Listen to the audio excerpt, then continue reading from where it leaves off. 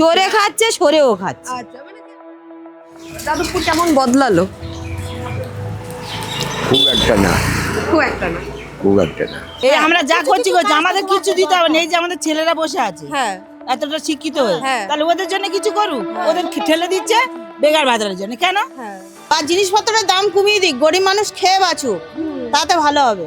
রাস্তাঘাট আরো দিনের পর দিন মনে হয় যেন সরু হয়ে যাচ্ছে। আচ্ছা, এখানে শোনা যায় নাকি অনেক বেআইনি নির্মাণ হচ্ছে, অনেক বিল্ডিং উঠে যাচ্ছে বেআইনি ভাবে। হ্যাঁ হ্যাঁ, এইটা হচ্ছে, এটা হচ্ছে ফ্ল্যাট হচ্ছে, অনেক কিছু হয়ে যাচ্ছে এখানে, বরবার করে দিয়ে কেউ বলবার নেই। না।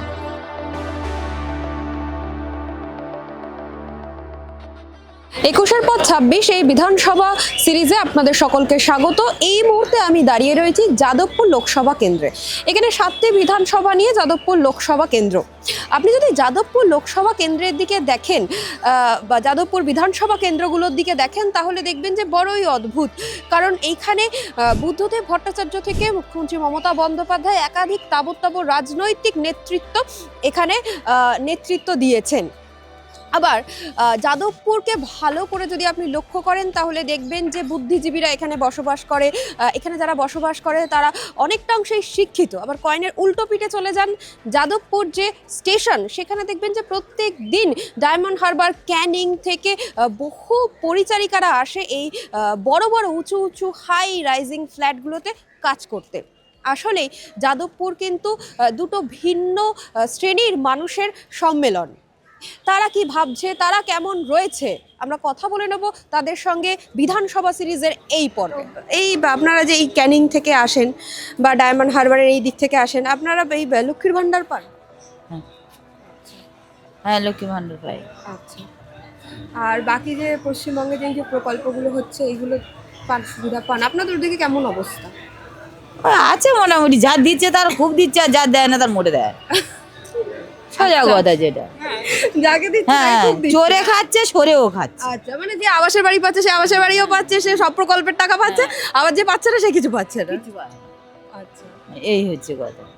আচ্ছা, এই ধরুন একটা নতুন প্রকল্প চালু হয়েছে, যুবসাথী প্রকল্প। এই যে যারা বেকার তাদের জন্য 1,500 টাকা করে দেওয়া হবে। তো এটা চাকরি দিলে ভালো হতো কি ছেলে মেয়েগুলোকে, নাকি বেকার? চাকরি দিলে ভালো হতো, চাকরি দিলে ভালো হতো।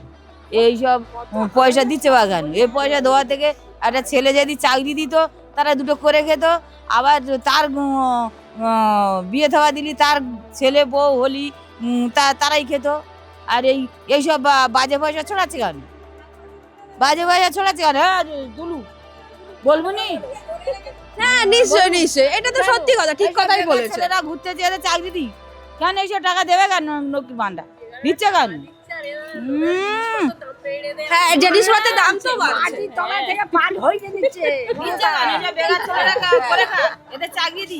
আচ্ছা, এই ধরুন রাজমিস্ত্রির পশ্চিমবঙ্গে যা রোজ দেয়, আমি বলছি, আমি কথা বলছিলাম, ধরুন মুম্বাইতে যারা কাজ করতে যায় বা বাইরে যারা কাজ করতে, তারা অনেক বেশি রোজ পায়। এটা সত্যি? মানে আপনারা তাদের সঙ্গে কথা বলেন, এটা সত্যি অনেক বেশি রোজ পায়? হ্যাঁ, অনেক বেশি রোজ পায়। আপনারা পশ্চিমবঙ্গে কত রোজ পান? আমার কত 500 টাকার বেশি দেয় না, যা দুর্মূল্য বাজার 500 টাকা এখনকার বাজারে কি হবে? কি হবে? এতক্ষণ ডিউটি? হ্যাঁ, সকাল 6টায় থেকে এখন 5টা পর্যন্ত, তো তার মধ্যে খাওয়া দাওয়া কত চলবে? গরিবের সঙ্গে 500 টাকা রোজে এখন কি হবে? এই গ্যাসের দাম, চালের দাম, জিনিসের দাম যদি কমিয়ে দেয়, তাহলে মনে হয় মানুষ বাঁচবে, আমি মনে করি। কারণ যেটুকু টাকা ভাতা হ্যাঁ, দিচ্ছে, হ্যাঁ, তাতে তো এতটা কভার করা সম্ভব নয়। হ্যাঁ, একটা ছেলের কাজ দিই। বা জিনিসপত্রের দাম কমিয়ে দিক, গরিব মানুষ খেয়ে বাঁচুক, তাতে ভালো হবে। দিচ্ছে না। কারণ এই যে প্রতিবন্ধী ভাতা মাত্র 1,000 টাকা, 1,500 টাকা, এতেও কিছু হবে না। কিচ্ছু বা হবে না। বেকার ভাতা 1,500 টাকা, কিন্তু একটা ছেলে কাজ পেলে তার জীবনটাই পুরো পরিবারটা বেঁচে বেঁচে যাবে, আরো 5 জন বাঁচবে, আমার মনে হয়। এখানে শোনা যায় নাকি অনেক বেআইনি নির্মাণ হচ্ছে, অনেক বিল্ডিং উঠে যাচ্ছে বেআইনি ভাবে। হ্যাঁ হ্যাঁ, এইটা হচ্ছে, এটা হচ্ছে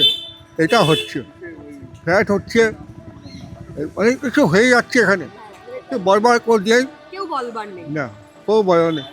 তুমি বলতে যাবে, তুমি খারাপ হয়ে যাবে, বলার কিছু নেই, এই তো চলছে। এবং এবং এই যে রাজ্যে আপনি একদম প্রবীণ এই রাজ্যের নাগরিক, হ্যাঁ, এই যে রাজ্যে বার্ধক্য ভাতা চালু হওয়ার পর, লক্ষ্মীর ভাণ্ডার চালু হওয়ার পর বেকার ভাতা চালু হয়েছে, যুব সাথী প্রকল্প হয়েছে, তার থেকে ছেলে মেয়েগুলোকে, শিক্ষিত বেকার ছেলে মেয়েগুলোকে চাকরি দিলে বেশি ভালো হতো না, আপনি মনে ওটা করেন? 100 বার কাজ দিয়ে একটু ভালো হয়। এখন আমাদের পাড়ায় সব ওইসব হচ্ছে, ওই চোখে না দেখে বোঝা যাবে না, সকাল থেকে বিকাল মতন চলছে, অনেক ভিড় হচ্ছে। হ্যাঁ, এইটা কাজ পেলে সবারই ভালো হয়। সবাই তো বয়স হয়ে যাচ্ছে না, ছেলে মেয়েরা কাজ করলে সবাই ভালো লাগবে। এইটা কে লক্ষ্য করছে না? মানে ছেলে মেয়েরা পিএইচডি করে, এমএ করে তারা বেকার ভাতার লাইনে দাঁড়াচ্ছে, এটা তো একেবারেই ভীষণ। এইগুলো তো ঠিক না, এইগুলো লক্ষ্য করতে হবে। এই যে কে করবে, করবার তো যারা আসল লোক এরাই তো ঢিলামি করছে, ওদের পিছনে লোক আছে, দিয়ে ওই যে তাল দিচ্ছে, অনেক কিছু হচ্ছে, বলার কিছু নেই। আগে এইসব ছিল না, এখানে ভালোই ছিল। এখন দিনের দিন যাদবপুরে কলেজে কি হচ্ছে, কলেজের মধ্যে আগে এইসব ছিল, এখন আর কলেজ বলা যায় না। আচ্ছা, এই যে রাজ্যে স্কুলগুলো, সব প্রাথমিক স্কুলগুলো বন্ধ হয়ে যাচ্ছে, ছেলেমেয়েরা শিক্ষা পাচ্ছে না। একদম বন্ধ, সব বন্ধ হয়ে আছে, মোটামুটি সবই বন্ধ হয়ে আছে, ওইগুলো আর চালু হচ্ছে না। এই কি বলবো, আর বলার কিছু নেই। চলছে, 5 জনের রাজ চলছে, আমারও তাই দেখতে পাচ্ছি, তাই তো হচ্ছে। আপনারা যখন ইয়াং ছিলেন তখন অনেক সরকারি চাকরির স্কোপ ছিল, অনেক ভালো ছিল, অনেক ভালো ছিল। এখন দিনের দিন আরও খারাপ দিকে চলে যাচ্ছে। কীভাবে লাস্টে বোঝা যাচ্ছে,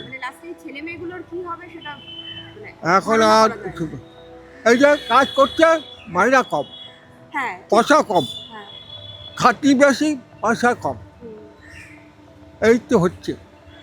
পয়সাটা ভালো মতো পেলে ওটা মনে হয়তো না, পয়সা দিচ্ছে না, খাটিয়ে যা করলে তো পেট চালাতে হবে, কঠিন বসে থাকবে। বলে নিজেরও তো বড় হয়েছে, কাজ টাজ করতে হলে হাত খরচা আছে, খুব জামা কাপড় পরা, সব কিছু তো আছে। সবাই কি আর বাবা মা দিতে পারছে? বলবে বলে তোমার বড় করে দিয়েছি, তোমারটা তুমি বসো, খুব কী করে বলবে?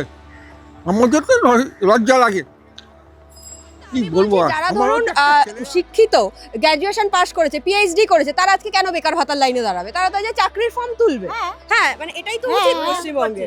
এখন বেকার ভাতার লাইনে তাদের পাঠিয়ে দিচ্ছে, কেন হ্যাঁ। করছে এটা? সেই তাদের একটা চাকরি বাকরির ব্যবস্থা করে দিক। সেটাই, হালকা বেশি বড় দিকে যায় না। এই আমরা যা করছি, আমাদের কিছু দিতে হবে না। এই যে আমাদের ছেলেরা বসে আছে, হ্যাঁ, এতটা শিক্ষিত হয়ে, হ্যাঁ। তাহলে ওদের জন্য কিছু করুক। ওদের ঠেলে দিচ্ছে বেকার ভাতার জন্য। কেন হ্যাঁ, কেন ঠেলে দেবে এগুলো? সব করার সাথে কিছু কিছু কাজ দিলে করে খা। আরে বাবা, তো 5 বছরের জন্য দিচ্ছে। হ্যাঁ, তাও আবার 5 বছরের জন্য সঠিক নয়। হ্যাঁ, হ্যাঁ, সঠিক পাবে কি না পাবে তাও ঠিক না, না, গ্যারান্টি নেই। হ্যাঁ, তাহলে এগুলো দেওয়ার কি দরকার আছে? হ্যাঁ, এই তো 500 টাকা করে 5 বছর এই ফোনটা থাকবে, 5 বছর, এর বেশি আর থাকছে না। দাঁড়া না, অনেক শুধু 500 টাকা করে শুধু লক্ষ্মীর ভান্ডার বাড়িতে ভোট পাওয়ার জন্য। এবার ভোট চলে গেলে তারপর আবার যখন ধরুন ভোট আসবে তখন ভাববে। করবে না করবে জানি না।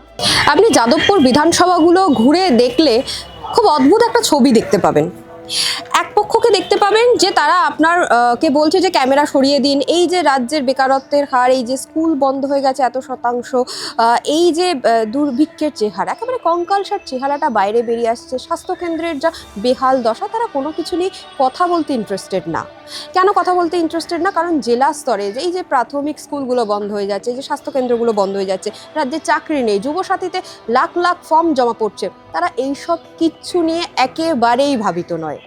আবার আপনি অন্যদিকে চলে আসুন, ভোরবেলা 4:30 লোকাল ট্রেন ধরে যেসব পরিচারিকারা ডায়মন্ড হারবার, ক্যানিং, সুভাষগ্রাম, লক্ষ্মীকান্তপুর থেকে এসে নামছে এই যাদবপুরের মতো বিধানসভা, লোকসভা কেন্দ্রগুলিতে, তারা আসছেন এবং তারা এই যে হাই রাইজ অ্যাপার্টমেন্ট, কর্পোরেট ওয়ার্ল্ডে যারা চাকরি করে তাদের বাড়িতে যাচ্ছেন, তাদের কারোর বাচ্চা দেখাশোনা করছেন, কারোর রান্না করে দিচ্ছেন, কারোর ঘর মুছে দিচ্ছেন বলেই তারা কিন্তু এই সুন্দরভাবে কর্পোরেট ওয়ার্ল্ডে চাকরি করতে পারছে।